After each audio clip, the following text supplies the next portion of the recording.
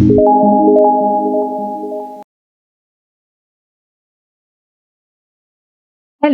I am doctor Mohini Chiklande, MD Ayurveda. आज के lecture में हम अगत तंत्र इस विषय के जो भी नए सिलेबस आया है उसके बारे में आज हम जानने वाले हैं। बेसिकली सेकेंड प्रोफेशनल बीएमएस का ये एक सब्जेक्ट है, अगत तंत्र एवं विधि वैद्य। इस नाम से सेकेंड प्रोफेशनल बीएमएस का ये सब्जेक्ट है और इस साल से इस सब्जेक्ट का सिलेबस चेंज हुआ है। तो एनसीआईएसएम ने इस सब्जेक्ट के सिलेबस में जो भी चेंजेस किए हैं उसके बारे में आज हम जानने वाले हैं। अगत तंत्र एवं विधि वैद्य, इसको ही अगत तंत्र इस सब्जेक्ट में बेसिकली 3 पार्ट्स में डिवीजन किया जाता है, अगत तंत्र, टॉक्सिकोलॉजी एंड फॉरेंसिक मेडिसिन करके। तो आज हम जो एनसीआईएसएम ने नया सिलेबस लॉन्च किया है उसके बारे में जानने वाले हैं। तो शुरू करते हैं आज का वीडियो कि क्या क्या नए सिलेबस में क्या क्या आया है और कौन से नए पॉइंट्स इंक्लूड किए गए हैं। पहले ओल्ड सिलेबस और न्यू सिलेबस में क्या डिफरेंसेस है उसके बारे में जानते हैं। तो सबसे पहले ये जो सब्जेक्ट है अगत तंत्र एवं विधि वैद्य, इसका एक सिंगल पेपर होने वाला है।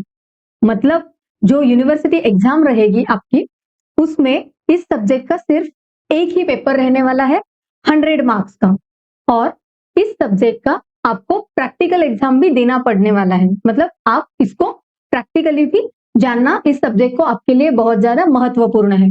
तो थियोरेटिकली 100 मार्क्स इस सब्जेक्ट को दिए गए हैं और प्रैक्टिकल पॉइंट ऑफ व्यू से इसको 200 मार्क्स दिए गए हैं। तो ऐसे टोटल 300 मार्क्स इस सब्जेक्ट को अलॉट किए गए हैं। ये सब्जेक्ट का वेटेज कितना है? 300 मार्क्स, मतलब 100 मार्क्स थियरी एग्जाम और 200 मार्क्स प्रैक्टिकल एग्जाम। तो इसका एक सिंगल पेपर रहने वाला है और 300 टोटल मार्क्स इस सब्जेक्ट को है, 100 थियरी और 200 प्रैक्टिकल एग्जाम। तो बेसिकली इस सब्जेक्ट में हमें क्या क्या पढ़ना है उसके बारे में जानते हैं। मतलब इस सब्जेक्ट के अंदर कौन से कॉन्सेप्ट हमें पढ़ने हैं या कौन से टॉपिक्स के बारे में हमें जानना जरूरी है, ये भी जो सिलेबस में आया है उसके बारे में पहले जानते हैं। सबसे पहला पॉइंट दिया है वो है कंसेप्ट ऑफ अगत तंत्र, यानी कि क्लिनिकल टॉक्सिकोलॉजी। इसमें अगत तंत्र क्या है, क्लिनिकल टॉक्सिकोलॉजी क्या है, उसके डेफिनेशंस क्या है, स्कोप ऑफ अगत तंत्र क्या है।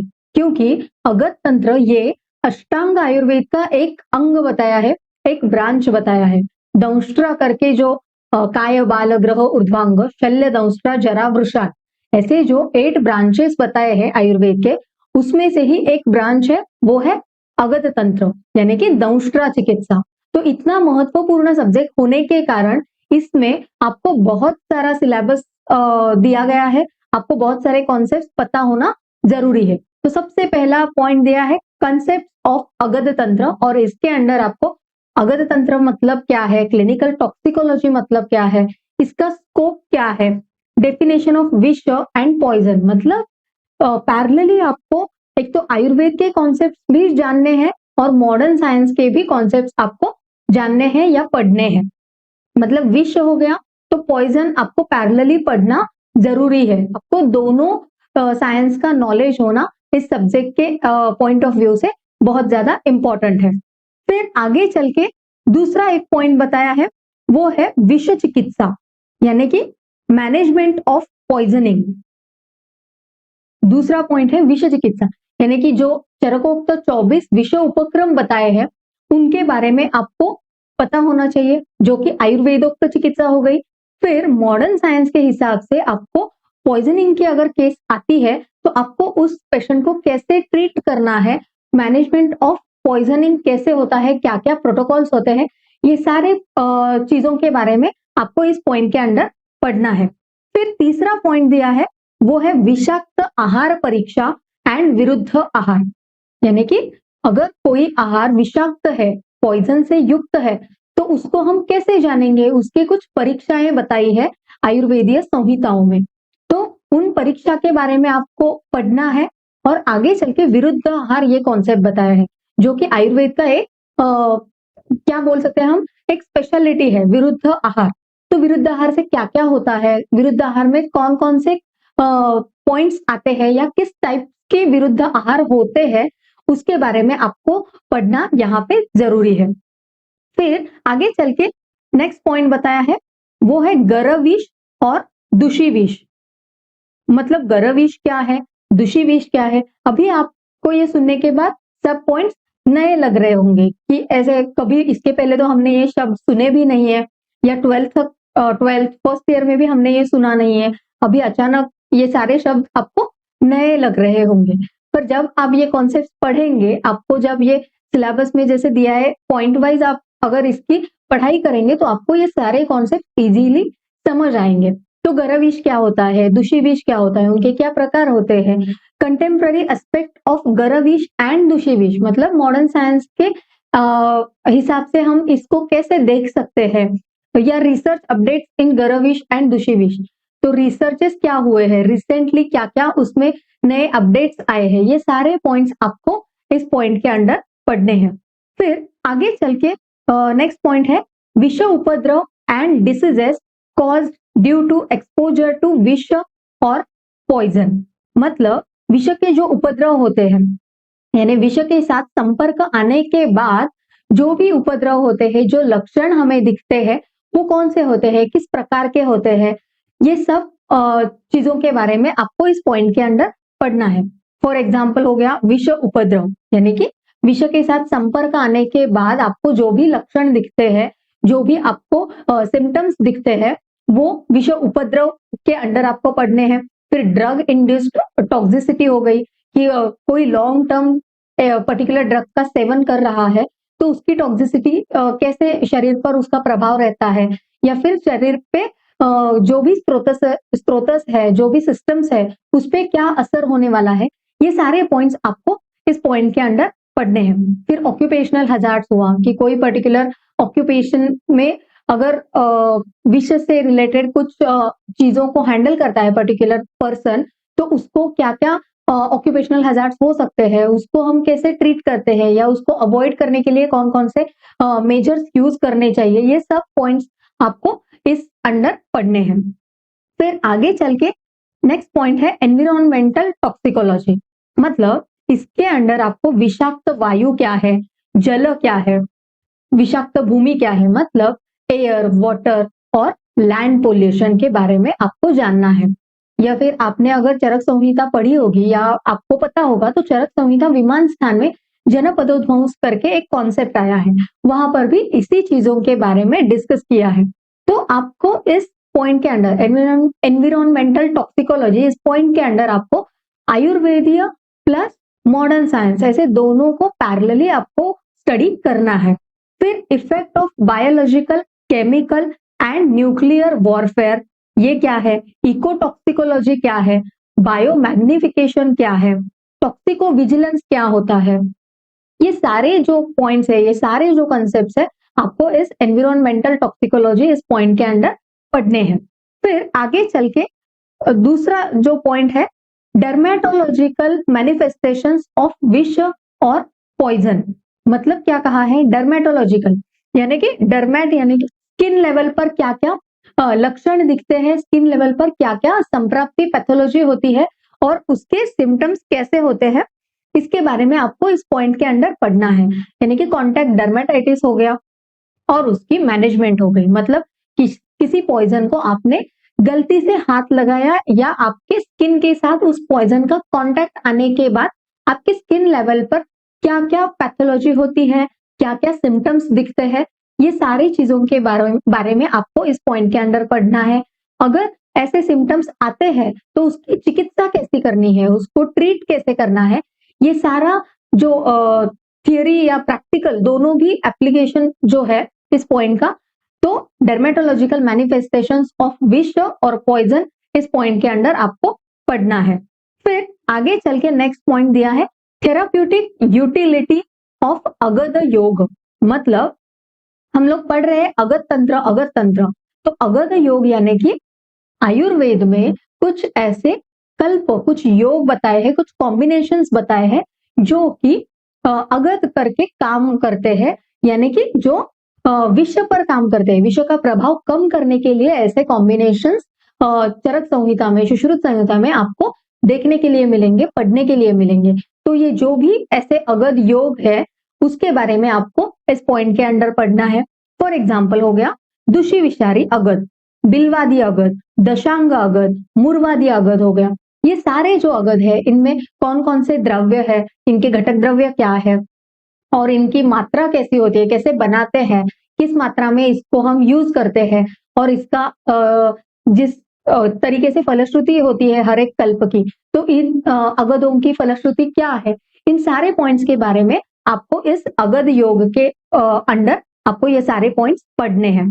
फिर आगे चल के बताया है स्थावर विष, यानी कि पॉइजन्स ऑफ प्लांट ओरिजिन। स्थावर विष उसमें क्या क्या बताया है, कार्डियक पॉइजन्स, मतलब जो कार्डियक यानी कि हार्ट पे, हृदय पे जो अफेक्ट करते हैं, जिनका प्रभाव हृदय पे होता है, ऐसे कौन से पॉइजन्स है, तो उन पॉइजन्स के बारे में आपको डिटेल नॉलेज होना जरूरी है। जैसे कि वत्सनाभ हो गया, करवीर हो गई, डिजिटैलिस हो गया, मतलब जो भी ऐसे पॉइजन्स है, ऐसे विष द्रव्य है जिनका हृदय पर प्रभाव होता है, ऐसे पॉइजन्स के बारे में आपको पढ़ना है। फिर न्यूरोटॉक्सिक पॉइजन्स हो गए, मतलब नर्वस सिस्टम पर जो अफेक्ट करते हैं ऐसे पॉइजन्स है। फिर इरिटेंट पॉइजन्स हो गए, जो इरिटेट करते हैं, जिनके सेवन से सिस्टम्स में इरिटेशन डेवलप होता है, ऐसे पॉइजन्स के बारे में आपको इस पॉइंट के अंदर पढ़ना है। फिर आगे चल के स्थावर विष का ही दूसरा पॉइंट या दूसरा एस्पेक्ट है पॉइजन्स ऑफ मेटालिक ओरिजिन, क्योंकि हमने अभी देखा प्लांट ओरिजिन, तो मेटालिक ओरिजिन में आर्सेनिक, मर्क्यूरी, लेड, कॉपर, ऐसे पॉइजन्स के बारे में आपको इस पॉइंट के अंदर पढ़ना है। फिर आगे चल के बताया है जांगम विष। जांगम विष यानी कि एनिमल ओरिजिन जो होते हैं, उनसे जो भी विष द्रव्य है एनिमल से रिलेटेड, तो उनके बारे में आपको पढ़ना है। जैसे कि सर्प विष हो गया, मतलब स्नेक बाइट हो गया, स्कॉर्पियन बाइट हो गया, लूता विष, वृश्चिक विष यानी कि स्कॉर्पियन बाइट हो गया, मूशिका विष यानी कि रैट बाइट, ऐसे जो भी अलग अलग जांगम विष के प्रकार है उसके बारे में आपको इस पॉइंट के अंदर पढ़ना है। फिर आगे चल के बताया है कृत्रिम विष। कृत्रिम विष यानी उसमें क्या क्या इंक्लूड किया गया है, इनऑर्गेनिक एसिड्स, जैसे कि सल्फ्यूरिक एसिड हो गया, हाइड्रोक्लोरिक एसिड हो गया, नाइट्रिक एसिड हो गया, तो ये कृत्रिम विष है। कृत्रिम आर्टिफिशियली तैयार किए गए कुछ पॉइजन्स है, तो उनका शरीर पर कैसे प्रभाव होता है, उनकी चिकित्सा कैसे होती है, इन सारी चीजों के बारे में आपको कृत्रिम विष इस पॉइंट के अंदर पढ़ना है। फिर नेक्स्ट पॉइंट बताया है वो है सब्सटेंसेस ऑफ एब्यूज, यानी कि मद्य और मदात्यय हो गया, मतलब अगर मद्य की मात्रा ज्यादा सेवन की जाए तो क्या क्या लक्षण दिखते हैं, उसकी चिकित्सा कैसे करनी है, और पैरेलली अल्कोहलिज्म, ये भी कॉन्सेप्ट आपको इस पॉइंट के अंदर पढ़ना है। एडिक्शंस हो गए, डिफरेंट काइंड ऑफ एडिक्शंस, यानी कि अल्कोहल हो गया, भांग हो गया, ओपियोइड्स हो गए, टोबैको हो गया, तो ऐसे अलग अलग जो एडिक्शंस होते हैं उनके बारे में आपको इस पॉइंट के अंदर पढ़ना है। फिर आगे चल के बताया है कि अगध तंत्र पर्सपेक्टिव्स ऑन कैंसर, मतलब क्या है, टॉक्सिक कार्सिनोजेंस, मतलब जो कैंसर उत्पन्न करने के लिए कार्सिनोजेनिक जो भी एजेंट्स होते हैं उनके बारे में आपको इस पॉइंट के अंदर पढ़ना है। Toxicities due to chemo and radiotherapy and its Ayurvedic approach.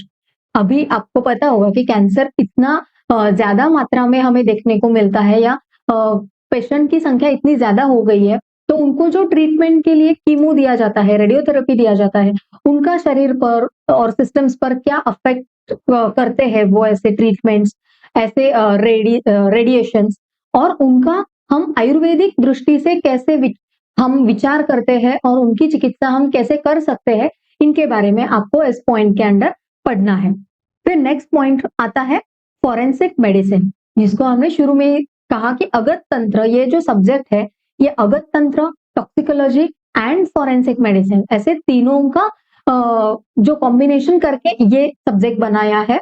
और यहाँ पे अभी हम देख रहे हैं फॉरेंसिक मेडिसिन के बारे में, यानी कि व्यवहार आयुर्वेद और मेडिकल ज्यूरिस्प्रूडेंस, मतलब विधि वैद्य, क्योंकि सब्जेक्ट का नाम ही था अगध तंत्र एवं विधि वैद्य।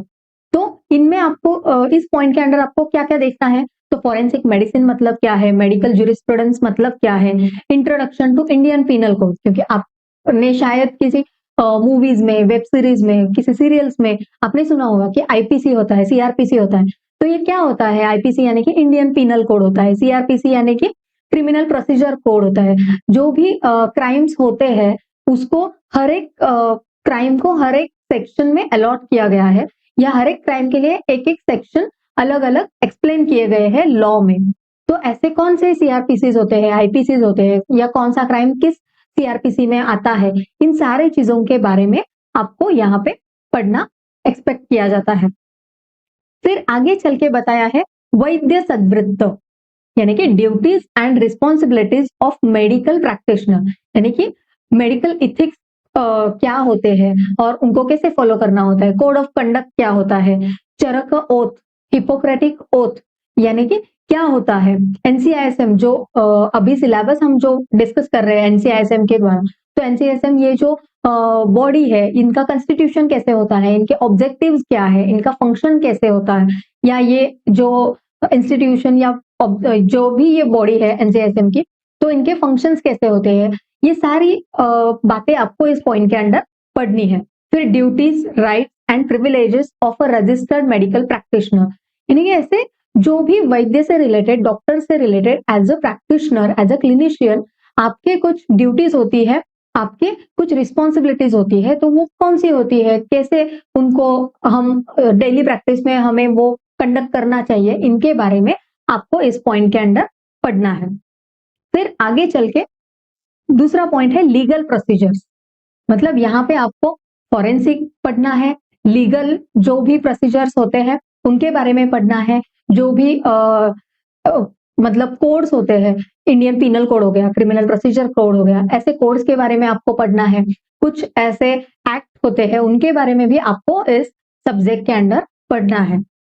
तो लीगल प्रोसीजर्स में आपको क्या क्या पढ़ना है, कोर्ट्स क्या होते हैं, उनके पावर्स क्या होते हैं, मतलब टाइप ऑफ कोर्ट्स, उनके रिलेटेड जो भी टर्मिनोलॉजीज होती है बेसिक बेसिक उतना आपको पता होना जरूरी है, जैसे कि इंक्वेस्ट क्या है, एविडेंस क्या है, विटनेसेस क्या है, या कोर्ट प्रोसीजर्स में summons, oath, recording of evidence, conduct, money, ये सारे जो हमने कभी सुने होते हैं किसी मूवीज में, वेब सीरीज में, तो इन सारी चीजों के बारे में आपको इस सब्जेक्ट के अंदर पढ़ना है।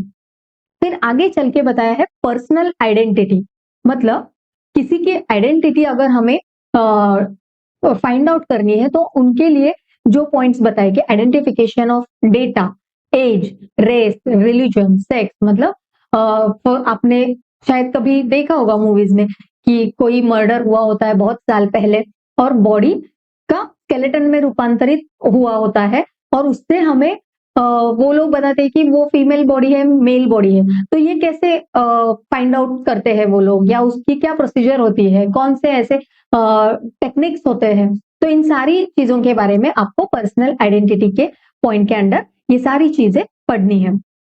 फिर आगे चल के थैनेटोलॉजी, यानी कि डेथ के रिलेटेड कुछ जो भी कॉन्सेप्ट्स है आपको वो भी इस पॉइंट के अंदर पढ़ने हैं, यानी कि डेथ क्या है, साइंस ऑफ डेथ क्या है, स्टेजेस क्या होते हैं, मेडिको लीगल ऑटोप्सी क्या होती है, मतलब जो पोस्टमार्टम होते हैं, पोस्टमार्टम कौन से कंडीशंस में किए जाते हैं, पोस्टमार्टम कौन करता है, और उसके कुछ रूल्स होते हैं, तो वो कौन से रूल्स है, इन सारी चीजों के बारे में आपको थैनेटोलॉजी इस पॉइंट के अंदर पढ़ना जरूरी है। फिर आगे चल के एस्पेक्सियल डेथ, यानी कि जो एस्पेक्सियल डेथ होते हैं, हैंगिंग हो गया, स्ट्रैंगुलेशन हो गया, सफोकेशन, ड्राउनिंग, जहां पर रेस्पिरेटरी सिस्टम हैम्पर होने की वजह से डेथ होता है, तो ऐसे सारे जो भी कंडीशंस होते हैं उनके बारे में आपको यहाँ पे डिटेल पढ़ना एक्सपेक्टेड है।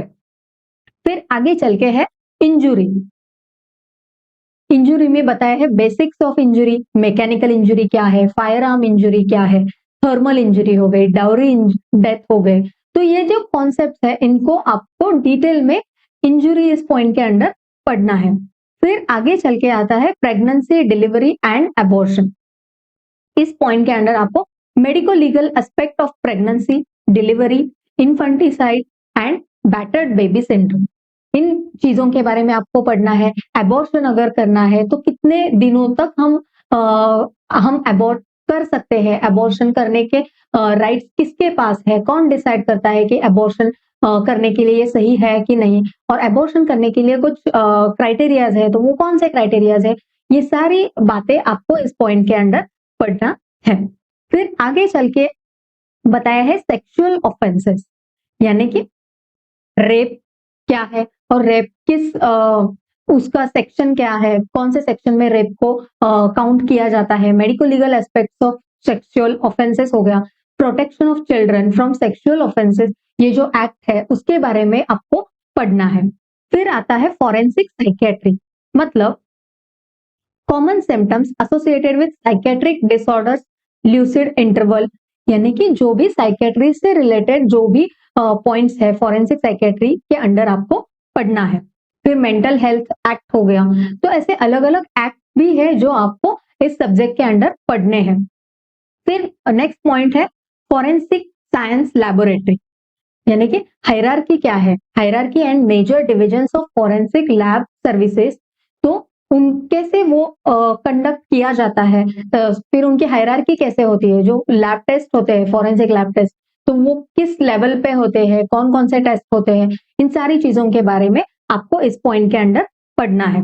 फिर आता है laws, act, rules and regulations, यानी कि क्लिनिकल एस्टेब्लिशमेंट एक्ट क्या है, state AYUSH registration board rules and regulation, मतलब अलग अलग एक्ट है, रूल्स है, रेगुलेशंस है, कुछ लॉज होते हैं, जैसे कि प्रैक्टिस करने के लिए कुछ लॉज होते हैं, कुछ रूल्स होते हैं, उनके बारे में आपको इस पॉइंट के अंदर पढ़ना एक्सपेक्टेड है।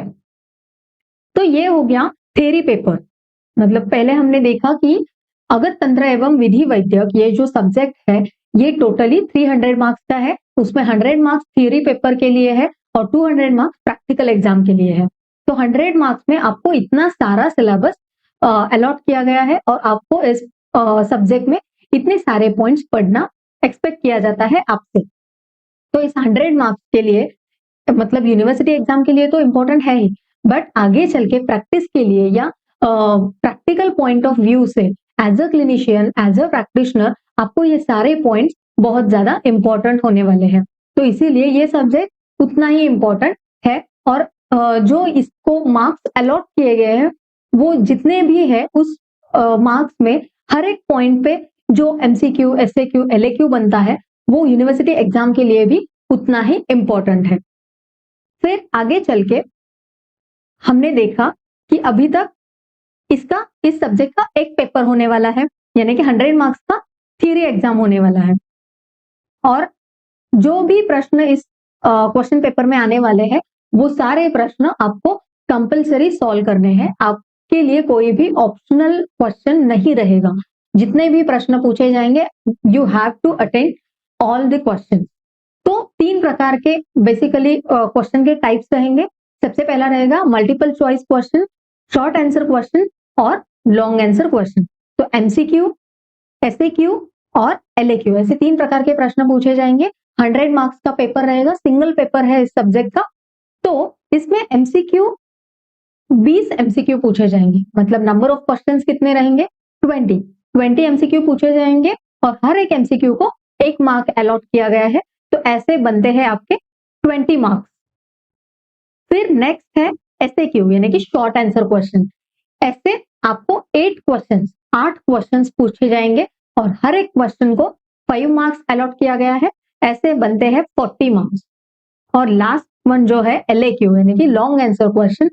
यहाँ पे 4 प्रश्न पूछे जाएंगे। लॉन्ग आंसर क्वेश्चन के आपको 4 प्रश्नों के उत्तर देने हैं।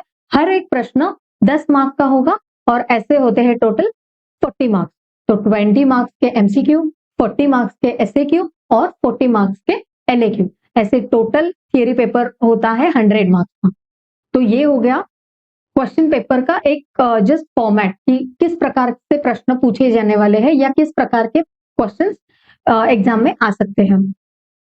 फिर उसके बाद उन्होंने, क्योंकि अभी तक हमने देखा कि इतना सारा सिलेबस है तो ये पूरा सिलेबस हम सब अगर कवर करने की भी कोशिश करते हैं, सब पढ़ने की भी कोशिश करते हैं, बट सारा का सारा सिलेबस हम यूनिवर्सिटी एग्जाम के लिए ध्यान में नहीं रख सकते। एक प्रैक्टिकल पॉइंट ऑफ व्यू से डेफिनेटली ध्यान में रहेगा, but exam point of view से पूरा सिलेबस ध्यान में रखना है ऑलमोस्ट इम्पॉसिबल। तो इसीलिए एनसीएसएम ने आप कि क्या बोल सकते हैं, आपको इजी होने के लिए हर एक पॉइंट पे किस प्रकार का प्रश्न पूछा जा सकता है इसके बारे में बताया। मतलब हर एक जो भी हमने पॉइंट्स के बारे में अभी डिस्कस किया, उस पॉइंट पे एसक्यू पूछा जाएगा, एमसीक्यू पूछा जाएगा या एलएक्यू पूछा जाएगा, ऐसा उन्होंने मेंशन किया है। तो जिस पॉइंट पर एलएक्यू नहीं पूछा जाएगा, तो आपको वहां पे सिर्फ वो कॉन्सेप्ट क्लियर करवाना है, सिर्फ आपको वो कॉन्सेप्ट क्लियर होना चाहिए, आपको पता होना चाहिए कि क्या होता है, और उस पर्टिकुलर पॉइंट पे, उस पर्टिकुलर कॉन्सेप्ट पे आपको एमसीक्यू और एसएक्यू पूछा जा सकता है। जैसे कि यहाँ पे थर्ड पॉइंट जो बताया है, विषाक्त आहार परीक्षा और विरुद्ध आहार पर एलएक्यू नहीं पूछा जाएगा। यहाँ पे एलएक्यू के अंडर नो कहा है। इस पॉइंट पे आपको सिर्फ एमसीक्यू और सिर्फ एसएक्यू, ऐसे दो ही प्रकार के प्रश्न पूछे जा सकते हैं, इस पर एलएक्यू नहीं आएगा। तो इसकी वजह से आपको एक क्लियर आइडिया मिलती है कि कौन से पॉइंट पर कितना हमें फोकस करना है एग्जाम पॉइंट ऑफ व्यू से। ऑफ कोर्स ये जो सब्जेक्ट है, इसमें जो भी कॉन्सेप्ट्स है, पॉइंट्स है, ये क्लिनिकल पॉइंट ऑफ व्यू से या प्रैक्टिकल पॉइंट ऑफ व्यू से सारे पॉइंट्स इंपॉर्टेंट है। बट अगर हम बात करते हैं यूनिवर्सिटी एग्जाम की या एग्जाम पॉइंट ऑफ व्यू से, तो आपको इस पॉइंट से क्लियर हो जाता है कि कौन से पॉइंट एसएक्यू के लिए इंपॉर्टेंट है, कौन से पॉइंट एलएक्यू के लिए इंपॉर्टेंट है। तो इस प्रकार से ये आपको पढ़ाई करते समय थोड़ा इजी हो जाएगा। तो इसी प्रकार से हर एक पॉइंट पे उन्होंने क्लियर किया है कि एमसीक्यू के लिए इंपॉर्टेंट है कि नहीं, या इस पर एमसीक्यू पूछे जाएंगे कि नहीं, एसएक्यू पूछे जाएंगे कि नहीं, एलएक्यू पूछा जा सकता है कि नहीं।